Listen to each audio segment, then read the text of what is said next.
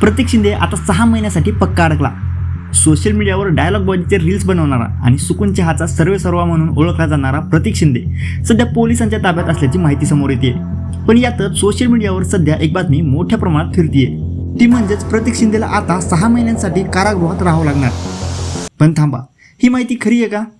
कारण ज्या व्यक्तीने प्रतीक शिंदे विरोधात तक्रार केली आहे त्याच चेतन देवलकरने पुढे येत यावर एका व्हिडिओतून माहिती दिली आहे। पण त्याआधी नेमकं हे प्रकरण कुठून सुरू झालं पाहूयात या व्हिडिओमधून।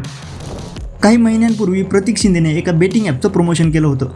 याच प्रमोशनवरून चेतन देवलकर नावाच्या एका युवकाने प्रतीकला सोशल मीडियावर ट्रोल केलं। सुरुवातीला हे फक्त सोशल मीडिया ट्रोलिंग होतं, पण हळूहळू हे प्रकरण वाढत गेलं आणि याच गोष्टीचा राग प्रतीक शिंदेच्या मनात होता असा आरोप चेतनने केलाय। त्यानंतर प्रतीकने चेतनला फोन करून आपण भेटून हा विषय सॉल्व्ह करूया असं सांगितलं। त्यासाठी चेतनला पवईमधल्या पंचकुटी परिसरात बोलवण्यात आलं। आता चेतनला देखील असंच वाटलं की सोशल मीडियावर जे काही भांडण सुरू आहे ते संपवण्यासाठीच प्रतीकने आपल्याला भेटायला बोलवलं असावं। त्यामुळे ठरलेल्या वेळेनुसार 26 जुलैला प्रतीक शिंदे आणि चेतन देवलकर यांची भेट झाली, पण तिथेच सगळा विषय बदलला। चेतनच्या म्हणण्यानुसार प्रतीकसोबत आलेल्या 4 ते 5 जणांनी मिळून त्याला एका गाडीत टाकलं आणि त्यानंतर त्याला मारहाण करण्यात आली।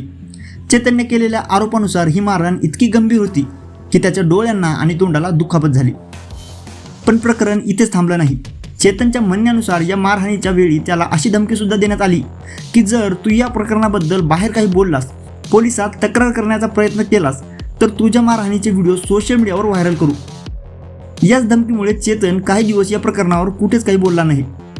आधी त्याने स्वतःवर उपचार करून घेतलेत, पण त्यानंतर 2 ऑगस्टला त्याने अखेर पोलिसांकडे जाण्याचा निर्णय घेतला। चेतनने पवई पोलिसात या सर्व प्रकरणाबाबत तक्रार दाखल केली आणि त्यानंतर पोलिसांनी या प्रकरणाचं गांभीर्य लक्षात घेऊन प्रतीक शिंदे आणि त्याच्यासोबत असलेल्या काही साथीदारांना ताब्यात घेतलं। तर हे होतं प्रतीक शिंदे आणि चेतन देवलकर यांच्यात नेमकं काय घडलं याचं संपूर्ण प्रकरण। पण आता येतो व्हिडिओमधला सगळ्यात महत्त्वाचा मुद्दा, जो की सोशल मीडियावर सध्या बऱ्याच ठिकाणी फिरतोय। तो म्हणजेच प्रतीक शिंदेला आता 6 महिन्यांसाठी शिक्षा होणार। पण ही माहिती सध्या तरी चुकीची असल्याचं स्वतः चेतन देवलकरने सांगितलंय।